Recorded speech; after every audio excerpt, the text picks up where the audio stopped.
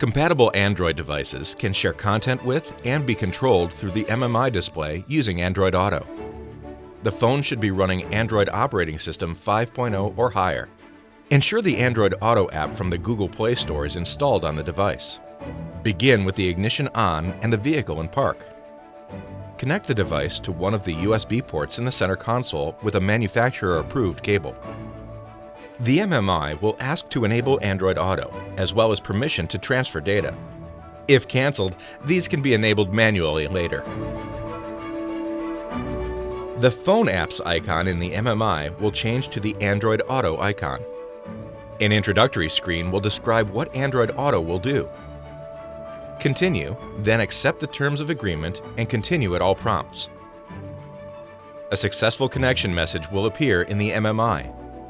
After a few seconds, the Android Auto interface will appear, displaying Google Maps. Touch the Home button in the lower left to go to the home screen, which will display icons of compatible apps. Touching an icon will launch that app. Controls will vary based on the application.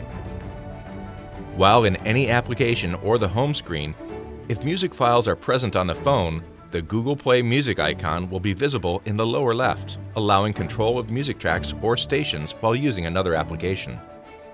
While using Android Auto, the Google Assistant can be activated by pressing the talk button on the steering wheel, the microphone icon in the display, or simply by saying, "Hey Google," as you would with your phone.